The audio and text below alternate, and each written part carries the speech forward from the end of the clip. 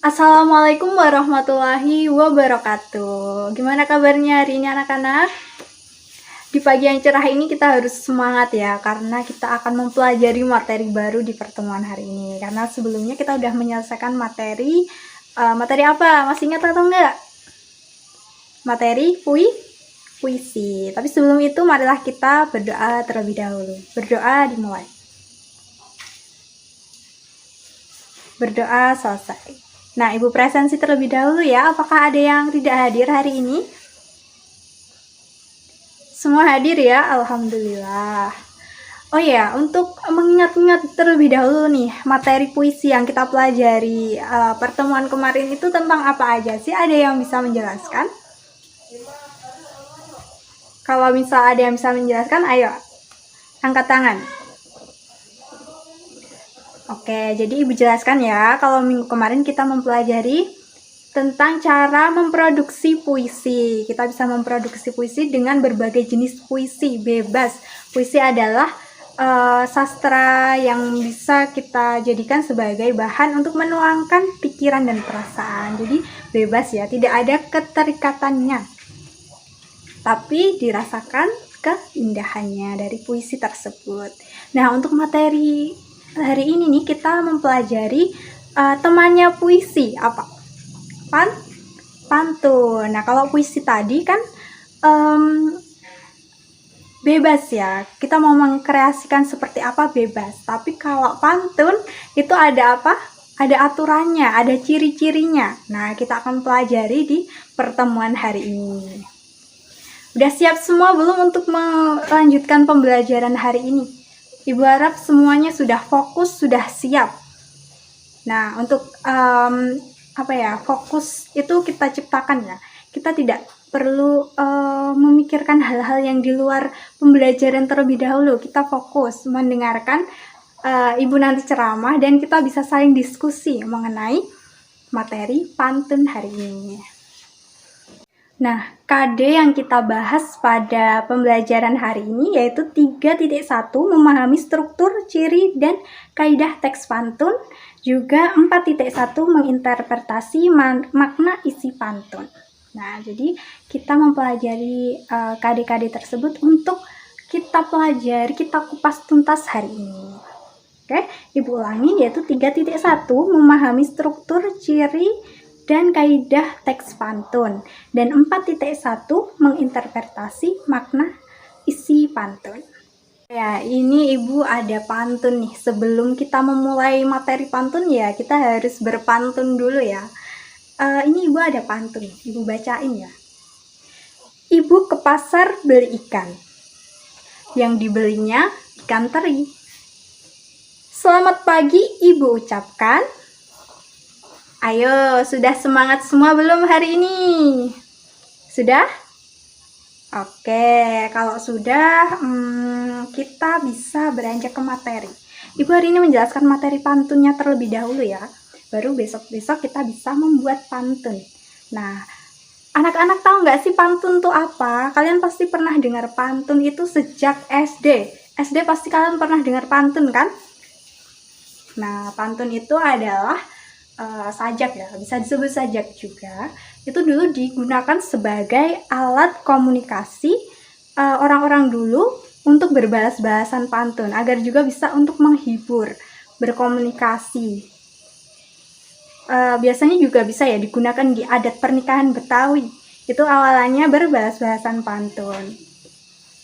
Nah, jadi pantun ini enggak cuma sekedar pantun-pantunan ya, tapi ada juga manfaatnya atau tujuan pantun gitu.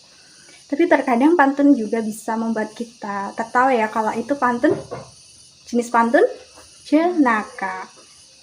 Nah, jadi kita harus belajar juga nih jenis-jenis pantun itu apa aja.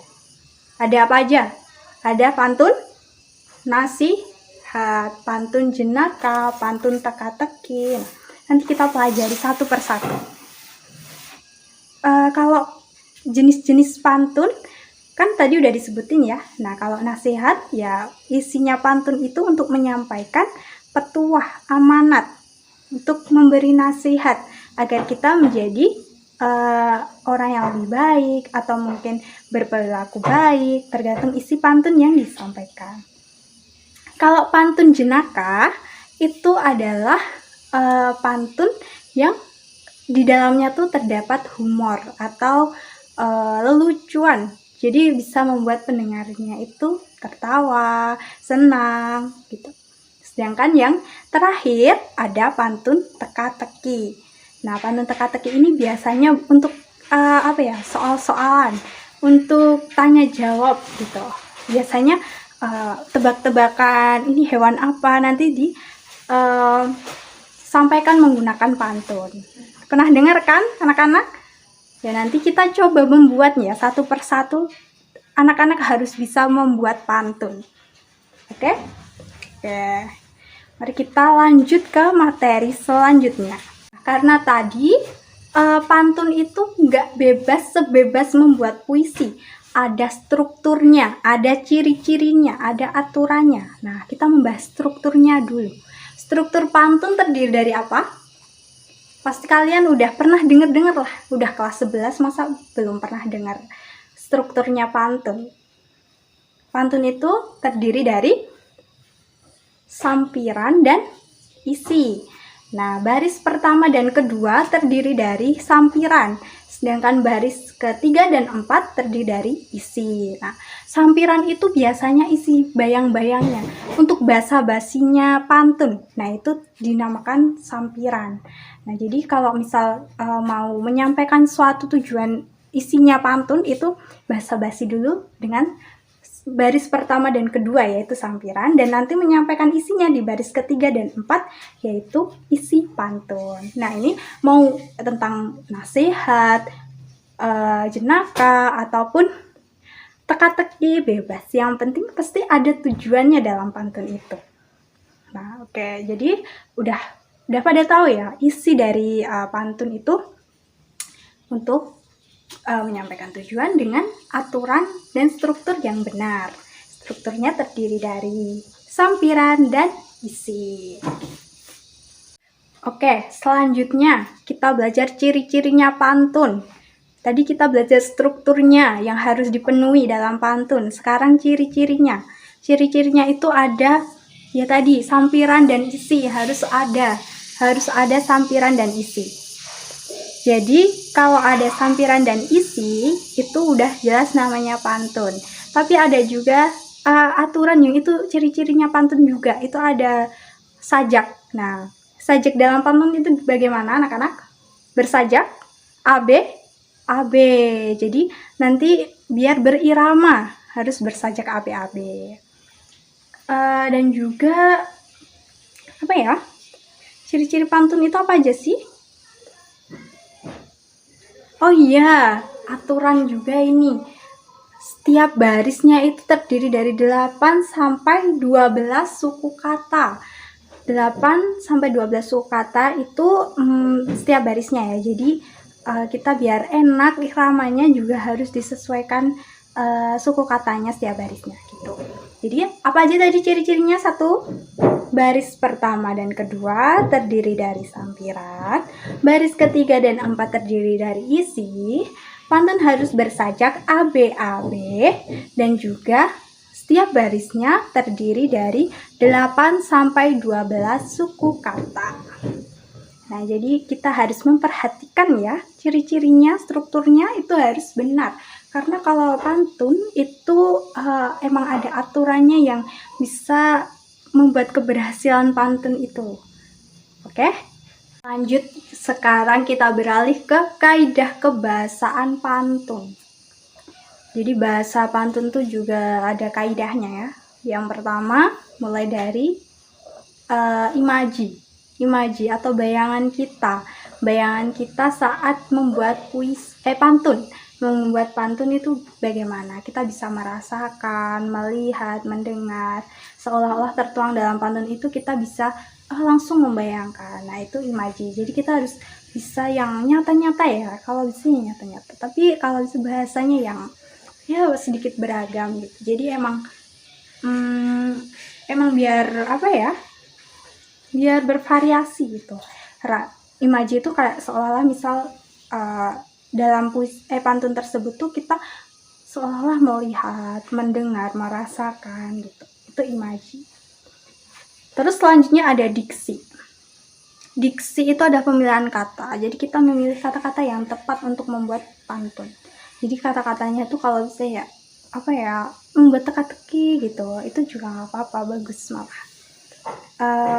Kita kayak menggunakan kata-kata sehari-hari atau kata-kata zaman dulu itu juga sebenarnya bebas, tapi disesuaikan ya, kalian menyampaikan pantun itu untuk siapa dan bagaimana gitu. Jadi emang kita harus memperhatikan gimana caranya kita menyampaikan pantun, itu juga perlu etika. Jadi kata-kata yang digunakan juga harus diperhatikan.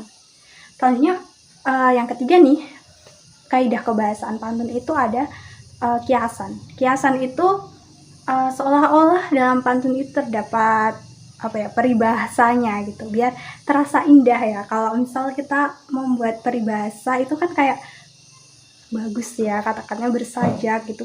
Nah itu bisa diterapkan peribahasa-peribahasa itu di dalam pantun, itu bisa banget. Jadi anak-anak bisa menggunakan pemilihan kata yang tepat, menggunakan kiasan atau peribahasa yang tepat juga, dan juga imaji atau pencitraan dari pantun itu. Nah itu kaidah kebahasaan pantun. Dan yang keempat nih, ada bunyi atau rima. Nah bunyi atau rima ini sangat penting dalam pantun, karena keberhasilan pantun itu saat kita membaca pantun itu terasa pantunnya gitu kan. Ada juga nanti kalau bahasa atau bunyinya nggak tepat, nanti kayak nggak berasa baca pantun. Jadi ya tadi ada sajak AB itu sangat diperhatikan agar bunyi pantun itu bisa tersampaikan dengan baik. Karena kalau misalnya bunyi pantunnya itu nggak jadi, kan jadi tujuan yang tersampaikan kan kurang pas gitu ya. Nah jadi harus kita pahami bahwa membuat pantun harus berirama, terutama dalam membacakannya kalau berirama. Jadi apa aja kita ulang yuk.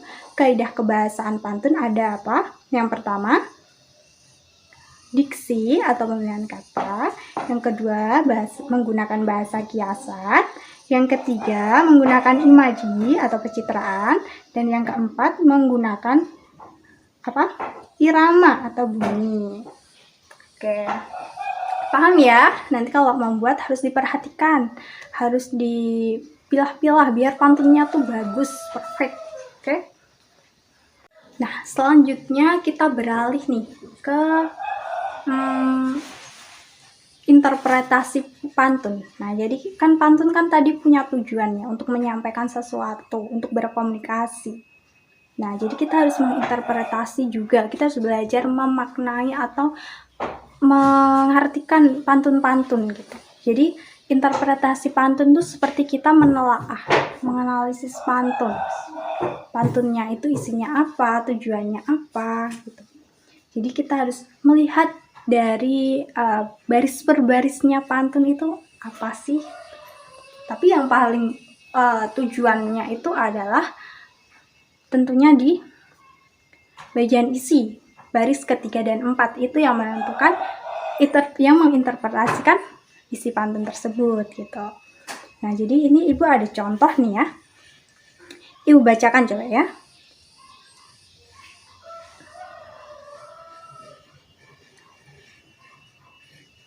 Bila siang orang berkebun, hari gelap naik ke rumah.